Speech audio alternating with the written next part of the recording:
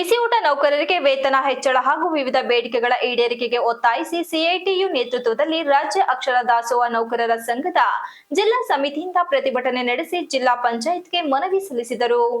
ನಗರದ ಹೇಮಾವತಿ ಪ್ರತಿಮೆ ಬಳಿಯಿಂದ ಹೊರಟ ಪ್ರತಿಭಟನಾ ಮೆರವಣಿಗೆಯು ಎನ್ನ ವೃತ್ತದ ಮೂಲಕ ಜಿಲ್ಲಾ ಪಂಚಾಯತ್ ಆವರಣಕ್ಕೆ ಬಂದ ಅವರು ಇದೇ ವೇಳೆ ಸಿಐಟಿಯು ಜಿಲ್ಲಾಧ್ಯಕ್ಷ ಧರ್ಮೇಶ್ ಮತ್ತು ಜಿಲ್ಲಾ ಪ್ರಧಾನ ಕಾರ್ಯದರ್ಶಿ ಅರವಿಂದ್ ಮಾತನಾಡಿ, ಮಧ್ಯಾಹ್ನದ ಬಿಸಿಯೂಟ ಯೋಜನೆ ಪ್ರಾರಂಭವಾಗಿ 24 ವರ್ಷಗಳು ಕಳೆಯುತ್ತಿದೆ.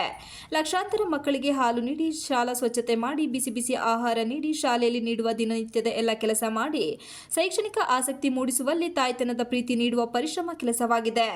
ಪ್ರತಿಯೊಂದು ಮಗು ಶಿಕ್ಷಣ ಕಲಿಯಬೇಕೆಂಬ ಮಹತ್ವದ ಉದ್ದೇಶದಿಂದ 1968ರಲ್ಲಿ ಮೊದಲ ಶಿಕ್ಷಣ ನೀತಿ ಜಾರಿಗೆ ಬಂದಿದೆ. ಇದರ ಕರ್ತವ್ಯದ ಭಾಗವಾಗಿ ಬಿಸಿಯೂಟ ನೀಡುವ ಮೂಲಕ ಜಾರಿಯಲ್ಲಿದೆ. ದೇಶದ ಅಭಿವೃದ್ಧಿಗೆ ಪೂರಕವಾದ ಮಕ್ಕಳ ಅಪೌಷ್ಟಿಕತೆಯಿಂದ ಹೋಗಲಾಡಿಸಿ ಏಕಾಗ್ರತೆಯಿಂದ ಶಿಕ್ಷಣ ಪಡೆಯಲು ಅರ್ಧದಲ್ಲಿ ಶಾಲೆಯನ್ನು ಬಿಡುವ ಕ್ರಮ ನಿಲ್ಲಿಸಲು ಮಧ್ಯಾಹ್ನದ ಉಪಹಾರ ಯೋಜನೆಯನ್ನು ಅಂದಿನಿಂದ ಇಂದಿನವರೆಗೂ ಸಮಗ್ರವಾಗಿ ನಡೆಸಿಕೊಂಡು ಬಂದಿದೆ ಎಂದರು.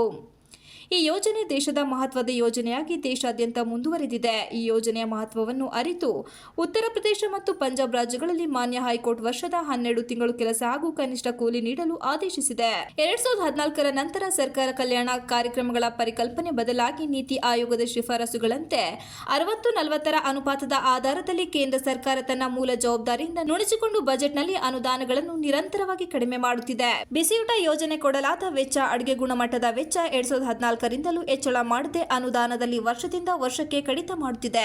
ಮಾತ್ರವಲ್ಲದೆ ಈ ಯೋಜನೆಯ ಹೆಸರನ್ನು ಬದಲಾಯಿಸಿದೆ. ತನ್ನ ಪಾಲಿನ ನಿಧಿಯನ್ನು ಕಡಿತಗೊಳಿಸಿ ರಾಜ್ಯದ ಪಾಲನ್ನು ಕೊಡಬೇಕು ಎಂಬ ನೀತಿಯನ್ನು ಅನುಸರಿಸುವುದರಿಂದ ಯೋಜನೆಯನ್ನು ಬಲಿಷ್ಠಪಡಿಸುವ ಜವಾಬ್ದಾರಿ ನನ್ನದು ಅಷ್ಟೇ ಅಲ್ಲ ಎಂದು ಹೇಳುತ್ತಿದೆ. ಕಳೆದ ಜುಲೈ ತಿಂಗಳಿನಲ್ಲಿ ನಿವೃತ್ತಿ ಹೊಂದಿದ ಬಿಸಿಯೂಟ ನೌಕರರಿಗೆ ನಿಘಂಟು ಜಾರಿ ಮಾಡಲು ನಮ್ಮ ರಾಜ್ಯ ಸರ್ಕಾರದ ಹಣಕಾಸು ಇಲಾಖೆಯ ಸೇವೆ ಆಧಾರಿತವಾಗಿ ನೀಡಲು ಶಿಫಾರಸು ಮಾಡಿದೆ. ಆದರೆ ಇದುವರೆಗೂ ಜಾರಿ ಆಗಿರುವುದಿಲ್ಲ.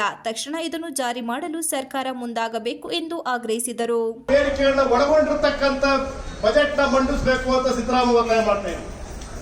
ಈ ಸರ್ಕಾರ ಹಿಂದಿನ ಎಂಪಿ ಚುನಾವಣೆಯಲ್ಲಿ ಅಥವಾ ಅದಕ್ಕೂ ಮೊದಲು MLA ಚುನಾವಣೆಯಲ್ಲಿ ಕೊಟ್ಟಿರತಕ್ಕಂತ ಭರವಸೆಗಳನ್ನೇನು ಈಡೇರಿಸಲಿಲ್ಲ. 5 ಗ್ಯಾರಂಟಿಗಳನ್ನ ಕೊಟ್ಟು ಪ್ರಚಾರ ಪಡ್ಕೊಂಡು ಬಿಟ್ರೆ ಕಾರ್ಮಿಕರ ವೇತನವನ್ನು ಹೆಚ್ಚಳ ಮಾಡಲಿಕ್ಕೆ ಯಾವ ಇದನ್ನು ಕೂಡ ಸರ್ಕಾರ ಮಾಡಲಿಲ್ಲ. ಬಿಸಿ ಊಟದವರಿಗೆ 6,000 ರೂಪಾಯಿ ಸಂಬಳ ಮಾಡ್ತೀವಿ ಅಂತ ಹೇಳಿದ್ರು. ಎಷ್ಟು ಮಾಡಿದಾರೆ ಈಗ? ಮಾಡಿಲ್ಲ.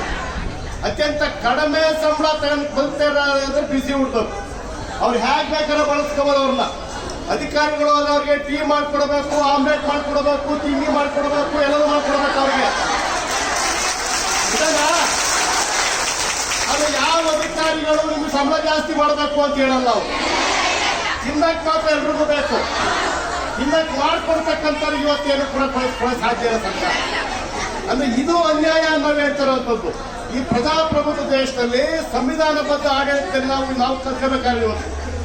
ಅದನ್ನ ಕೂಡಲೇ ನಿಲ್ಲಿಸಬೇಕು. ಮತ್ತೆ ಈ ಮಧ್ಯಾಹ್ನ ಉಪಹಾರ ಯೋಜನೆಯ ಸುತ್ತೋಲೆ ಏನಿದೆ ಕೆಲಸದ ಅವಧಿಯನ್ನ ಅದನ್ನ 4ರಿಂದ 6 ಗಂಟೆ ಅಂತ ಹೇಳಿ ನಮೂದು ಮಾಡಬೇಕು ಅಂತ ಹೇಳಿ ಕೂಡ ಒತ್ತಾಯವನ್ನ ಮಾಡ್ತಾ ಇದ್ದೇವೆ. ಮತ್ತೆ ಬಿಸಿಯೂಟ ನೌಕರಿಗೆ ತಿಂಗಳ 5ನೇ ತಾರೀಕು ಸಂಬಳವನ್ನ ನಿಗದಿ ಮಾಡಬೇಕು. 6-7 ತಿಂಗಳುಗಳಾದ್ರೂ ಸಂಬಳಗಳಾಗೋದಿಲ್ಲ. ಮತ್ತೆ ಹಿಂದೆ ಬರಗಾಲದಲ್ಲಿ ಏಪ್ರಿಲ್ ಮೇ ತಿಂಗಳು ಕೆಲಸ ಮಾಡಿದ್ದಾರೆ. ಆ 2 ತಿಂಗಳ ಹಣವನ್ನ ಸರ್ಕಾರ ಬಿಡುಗಡೆ ಮಾಡಿಲ್ಲ. ಆ ಹಣವನ್ನ ಕೂಡಲೇ ಬಿಡುಗಡೆ ಮಾಡಬೇಕು ಅಂತ ಹೇಳಿ ಕೇಂದ್ರ ಸರ್ಕಾರ ಮತ್ತೆ ರಾಜ್ಯ ಸರ್ಕಾರ ಒತ್ತಾಯ ಮಾಡ್ತಾ ಇದ್ದೀವಿ. ಮತ್ತೆ ಸರ್ಕಾರ, ಕೇಂದ್ರ ರಾಜ್ಯ ಸರ್ಕಾರ ಬಜೆಟ್ ನಲ್ಲಿ ಬಿಸಿಯೂಟ ನೌಕರಿಗೆ ಸಂಬಳ ಹೆಚ್ಚಳ ಮಾಡಲಿಲ್ಲ ಅಂತಂದ್ರೆ ಫೆಬ್ರವರಿ 18ನೇ ತಾರೀಕು ಇಡೀ ರಾಜ್ಯಾದ್ಯಂತ ಬಿಸಿ ಊಟವನ್ನ ಬಂದ್ ಮಾಡಿ ಹೋರಾಟವನ್ನ ಮಾಡ್ತಾ ಇದೀವಿ ಅಂತ ಹೇಳಿ ಮೂಲಕ ಸರ್ಕಾರಕ್ಕೆ ಎಚ್ಚರಿಕೆಯನ್ನು ಕೊಡ್ತಾ ಇದೀವಿ. ನನ್ನ ಹೆಸರು ಅರವಿಂದ್ ಅಂತ ಹೇಳಿ, ಕರ್ನಾಟಕ ರಾಜ್ಯ ಅಕ್ಷರ ನೌಕರ ಸಂಘಟನೆ ಜಿಲ್ಲಾ ಪ್ರಧಾನ ಕಾರ್ಯದರ್ಶಿ.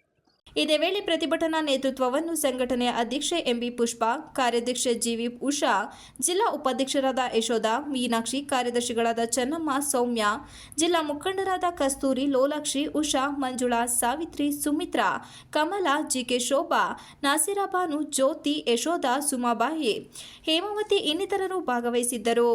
Srinivas, TV 46 Malenadu news, Hassan.